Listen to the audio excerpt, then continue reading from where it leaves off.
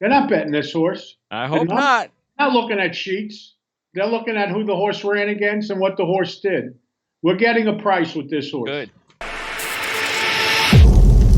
Yeah, and it's interesting. Dale Romans is bringing all these horses back as 3-year-olds after their 2-year-old campaign. And last week, I loved the horse that he ran in the Florida race, and he ran terrible. His horses just have not come back good.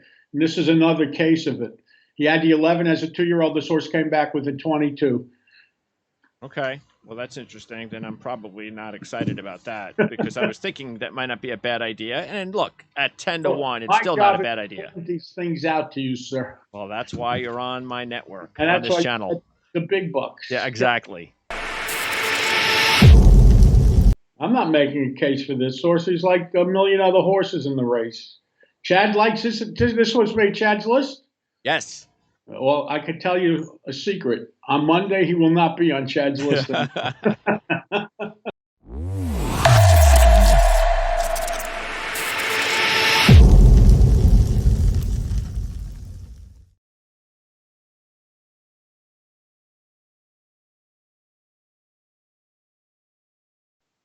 Thanks for tuning in to more Thoroughbred horse racing handicapping talk on the playbooksports.com horse report with Jon Hardoon. John, I already know how you're feeling. So how are you? I'm better than you are. Okay. What'd you eat last night?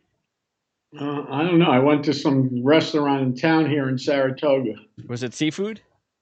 No, it was actually tomato soup. I think that's what got me. Wow, tomato soup. Yeah. Well, don't go back there again, then. It's usually pretty good. Well, sometimes you never know then. Especially if you go somewhere as off. Have you been there a lot? Yeah. I go there a couple of times a month. Oh. Usually it's good. Let him know. Yeah, you should probably call him this morning and just say, hey, man, did anybody else get sick? Right. All right. Let's talk horse racing. Let's talk Tampa Bay Downs. A little more important. Yes. By the way, another terrific show with Chad. Thank you.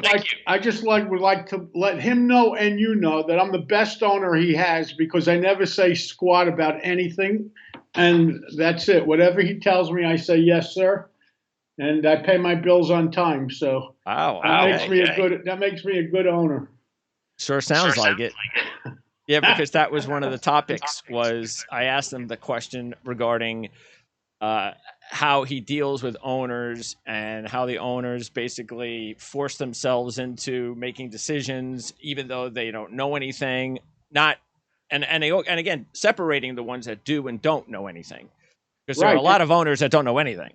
Right, and we have that problem a lot of times with sheets, to be honest with you, because on the sheets will tell you one thing and the trainer will tell you another thing. Like the trainer will tell you, this horse isn't fast enough to compete with these horses, but I have the black and white proof that shows you, you know. So well, Chad admitted that about how he had a horse, a terrific filly named Truth Hurts that he kept trying to win a stake with in Saratoga.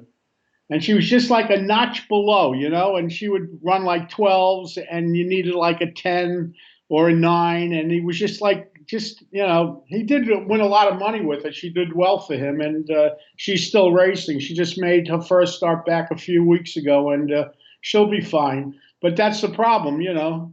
The best is if you get a trainer that understands sheets because they'll ask you, well, how does this horse look on the sheets, you know? Which obviously Chad does. Right. Yeah, but trainers are good, you know, if they know how a horse is feeling and all the rest. The horse didn't eat, the horse has a fever, a million excuses, you know.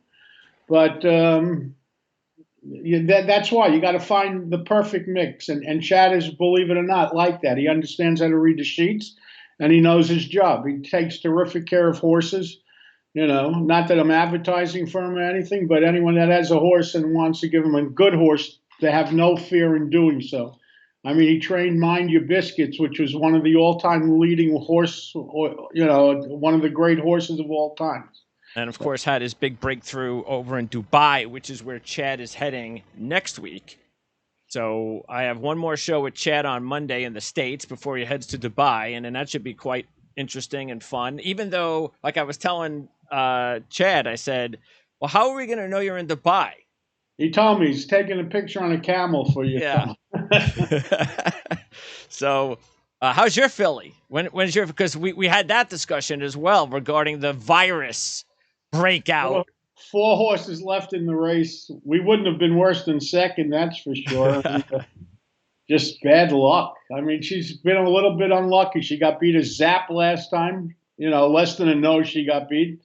And then Naira wouldn't ride any races for her, and we opted for the Parks race, and everything was on schedule. Trevor McCarthy was going to ride, and a day before they come out with a herpes breakout. It was terrible. So right now, still no decision on where to go.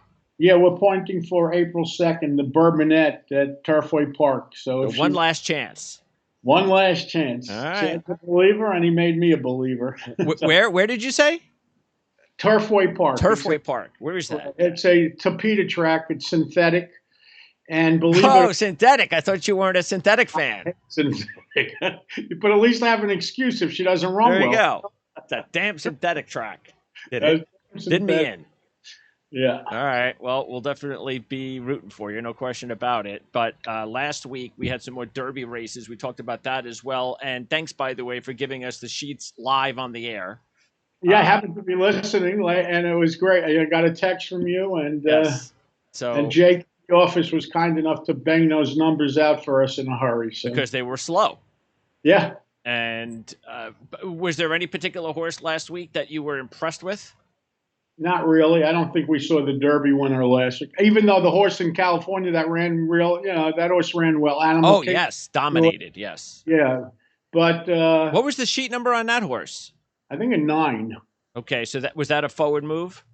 I think it was 8, 9, or 9. It may have paired up 9s. I don't remember. Okay, and that was definitely the most impressive performance. Yeah, the Dick Mandela horse. The problem with that horse is Messier beat that horse by 15, but there is no Messier at this point because Baffert's still doing the cha-cha, the slow walk. That's whatever. Right. We don't know when we're going to see or if he's going to give up some of these horses prior to the Derby. Well, it's up to the owners. I mean, they would be fools not to, but, people stand on ceremonies, and I guess if you have that much money, it doesn't matter to you. Yeah, but egos, there's a lot of ego involved in this game, and I find it hard to imagine if someone has a Derby horse. I know. That they're going to stay well, the truth of the matter is, if Baffert was like a decent guy, he would tell these owners, listen, I understand the situation here. I'm going to make the call for you. Yes. Take the horses, bring them back in, September or whatever. Yes. Isn't that would be the right thing to do? It would be.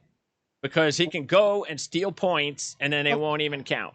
Exactly. He's going to, and not only that, but it's a classy move on his part. Yep. And he's having a PR problem as it is because people either love him or hate him. And that would be a nice gesture to do. And it's not like he's off to a great start either. Exactly. So maybe it's a sign for him to, maybe I need some luck, and I can make it. Karma never hurt anybody. Good. Especially in this sport. Exactly. Okay, so we're going to have 2 races, including the big race of the weekend at Tampa Bay, which is the Tampa Bay Derby. But first, we're going to talk about the first race, which is at Tampa Bay Derby. That's the 8th race. This is the race that our patron chose, Matthew. And by the way, just want to let everybody know, Matthew's loving the fact that he's the only one so far with the highest patronage into our tiers, which gets him to pick the races each week. So if somebody wants to bump up their tier to where Matthew is, then they can get the opportunity to choose races as well. So for right now, Matthew is getting the opportunity, and this is the race he wants us to talk about. Race 8, mile and a 16th, grade 3. What is this called? The Challenger, the Michelob Ultra Challenger Stakes. It's a grade 3 purse for $100,000, 4-year-olds and up.